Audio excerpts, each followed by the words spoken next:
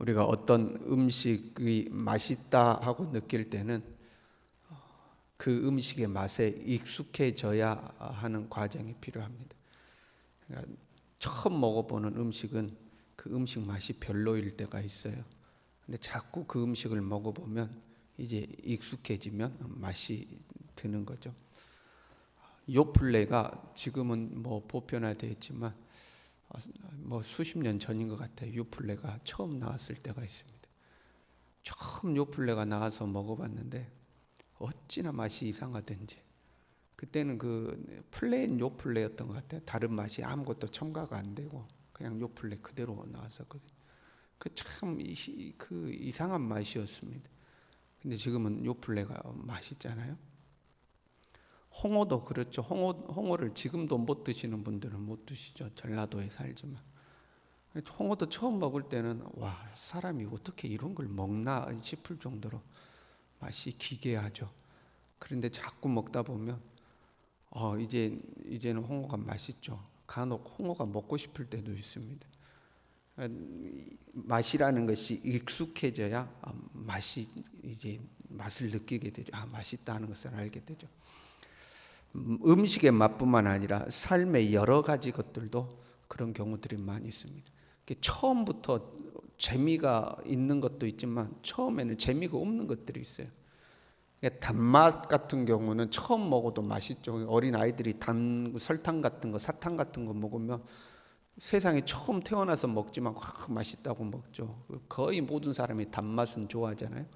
그 삶의 어떤 것들은 모든 사람이 처음 해보지만 야, 이거 진짜 재밌다 하고 느끼는 게 있지만, 어떤 것은 처음 해보면 야, 이런 거 왜 하나, 사람이 힘들기만 하고 재미도 없다 뭐 이런 거 있잖아요.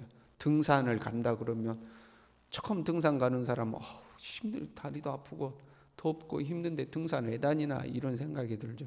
근데 그 산에 가는 이제 맛을 들이게 되면 등산하는 게 그렇게 이제 좋은 거죠. 처음에는 재미가 없으나 하다 보면 그 이제 맛을 느끼게 되는 것들이 있어요. 경건 생활도 여러분 맛을 느껴야 되는 거죠. 그리고 새벽에 이렇게 나오시는 분들은 기도하는 맛을 아는 거죠. 근데 신앙생활 한 지 얼마 안 됐고 처음 기도생활 시작하는 사람은 힘들죠. 힘들죠. 뭐 기도 한 5분 하고 나면 할 말도 없고 새벽에 나오는 것은 더더군다나 힘들죠. 근데 이제 기도 생활을 쭉 해가면서 기도의 맛을 알면 기도하는 시간이 가장 소중하다고 이제 고백할 수 있게 되죠. 이 경건의 맛을 느끼는 거죠.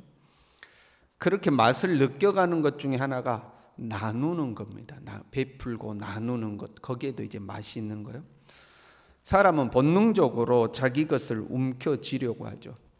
우리의 눈을 이렇게 탁 찌르면 눈을 탁 나도 모르게 감잖아요. 그게 참 빠르죠. 지나가다가 먼지가 눈에 들어오려고 해도 금방 눈을 감잖아요. 자기 자신을 지키고 보호하려는 것이 사람의 본능이죠. 그 본능이 소유에도 그대로 나타납니다. 내 소유를 지키려고 하는 본능이 그대로 있습니다. 이게 나누는 것보다는 움켜쥐는 게 더 훨씬 우리에게는 자연스러운 겁니다. 그래서 이 나누는 것은 잘 안 하려고 해요. 나누려고 하면 아깝죠. 이걸 나누려고 하면 아깝죠. 그런데 이것도 자꾸 나누다 보면 그 나눔에서 주어지는 기쁨이 있는 거예요. 다른 사람에게 내 것을 나누었을 때 거기에서 찾아오는 기쁨이 있죠. 이제 그 기쁨을 이제 맛보게 되는 거죠. 그 기쁨을 맛보게 되는 거예요. 처음에는 재미없었지만 하다 보면 재미있어지는 것처럼, 처음에는 맛이 이상했지만 자꾸 먹다 보면 맛있어지는 것처럼, 처음에는 나누는 게 힘들지만 자꾸 나누다 보면 그 나눌 때 주어지는 기쁨과 즐거움과 자기 행복이라는 게 있는 거죠. 보통은 이제 부모가 자녀에게 나누면서 기쁨이 있잖아요. 명절이 됐다거나 어떤 일이 있어서 서울에 있는 자녀가 우리 용수동에 내려왔다. 그러면 부모는 별의별 걸 다 싸서 주려고 하죠. 뭐 들깨, 참기름, 뭐 고추, 뭐 농사했던 것들을 그냥 싹 해가지고 올라가는 자녀의 차에 실어주려고 하죠. 김치도 싫고 뭐도 싫고 실어주죠. 부모가 그 자녀에게 주었을 때에 부모에게 기쁨이 있는 거잖아요. 그 주고서 기쁜 거죠. 사랑하는 사람에게 베푸는 것도 마찬가지죠. 그 젊은 청춘이 남자와 여자가 만났어요. 그래서 사랑이 불타오르면 뭐라도 다 주고 싶은 거죠. 자기가 사랑하는 사람에게 뭔가를 해줬을 때에 기쁨이 있는 거죠. 그런데 사람이요, 이것도 안 되는 사람도 간혹 있어요. 부모가 자녀한테 주는데 아까운 거죠. 내가 사랑하는 사람에게 주는데 아까운 거죠. 그거 있잖아요, 여러분. 부부간에 결혼하기 전에는 그렇게 잘해주다가 결혼하고 나면 이제 아내에게, 남편에게 하려고 하면 아까운 거죠. 이게 사랑하는 사람에게 나누는 것도 아까운 마음이 들 때가 있는 거죠. 사랑하는 사람에게 베풀던 것이 점점 그 대상이 확장되어 갈 필요가 있죠. 생선 좋아하는 사람이 명태 좋아하는 사람이 고등어도 좋아하고 갈치도 좋아하고 자꾸 좋아하는 게 넓어지는 것처럼 자꾸 이게 넓어질 필요가 있죠.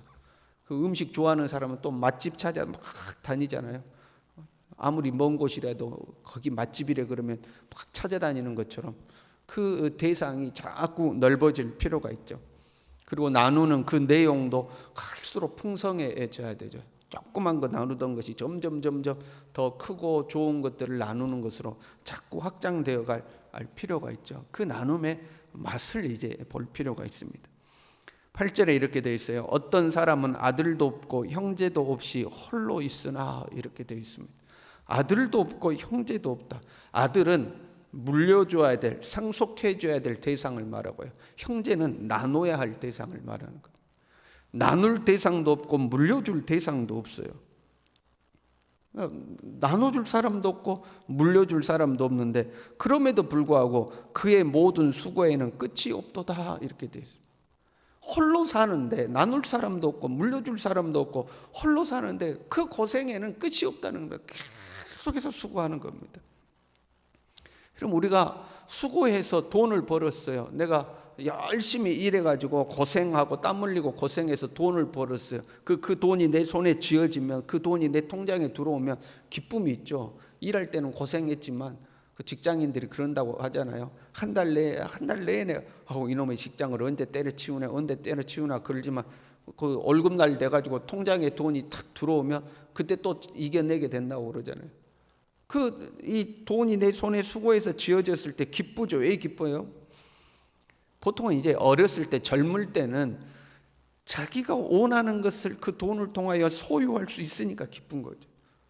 부모님에게 용돈 받고 살다가 직장 생활 해가지고 이제 자기에게는 큰 돈들이 들어와요. 그러면 평상시에 사고 싶었던 거, 먹고 싶었던 거, 하고 싶었던 거, 그걸로 할 수 있게 되니까 기쁘죠.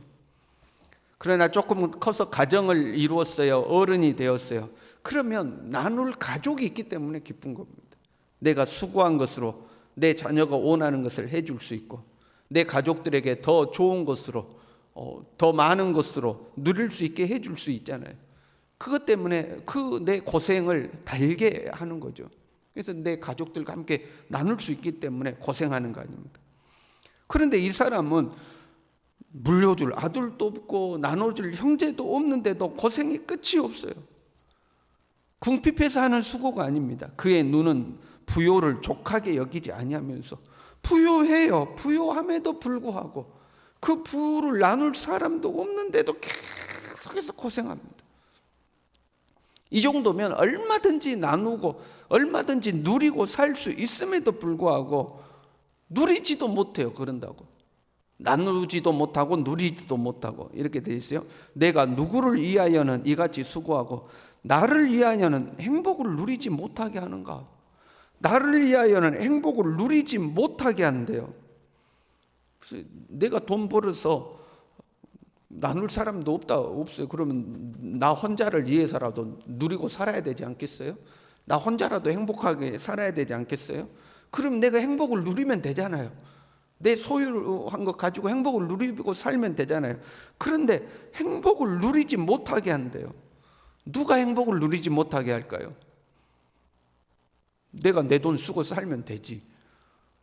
자기 스스로가요, 행복을 누리지 못하도록 하는 거예요. 간혹 그런 사람이 있어요. 다른 사람이 아니라 자기 자신에게조차도 쓰는 것이 아까운 사람이 있어요. 내 자신에게 쓰는 것도 아까운 거예요. 내 자신에게 음식을 먹는다거나 옷을 입는다거나 뭔가 좀 좋은 것을 산다거나 그것도 아까운 거예요. 그래서 그것도 못 쓰는 거죠.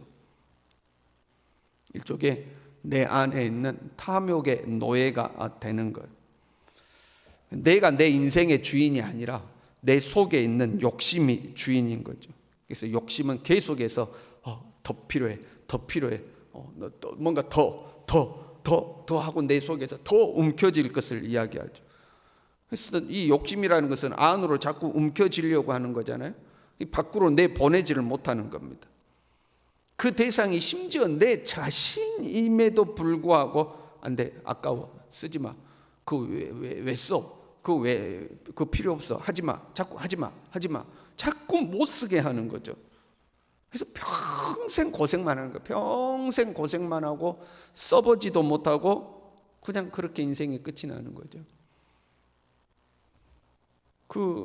내 자신에게는 못 쓰지만 가족과 이웃에게는 잘 쓰는 사람이 있어요.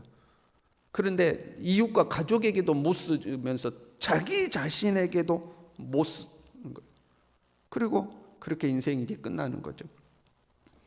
사람이 나누며 함께 사는 맛을 보지 못하면 그 고생하고 수고했던 모든 것들이 허사가 되는 겁니다. 함께 사는 즐거움을 배울 필요가 있어요. 9절에는 이렇게 되어 있습니다. 두 사람이 한 사람보다 나음은, 두 사람이 한 사람보다 낫다는 겁니다. 같이 사는 게 나은 거예요. 그리고 같이 살려면 내 것을 포기하고 나눌 줄 알아야 합니다. 내가 계속해서 움켜쥐면 같이 살아갈 수가 없는 거죠. 내 것을 포기하고 나눔으로 함께 사는 것을 배워야 돼요. 그럼 내 것을 포기하고 나눠주면 잃어버리는 것 같지만 그렇지 않습니다. 거기에서 얻어지는 거 있죠.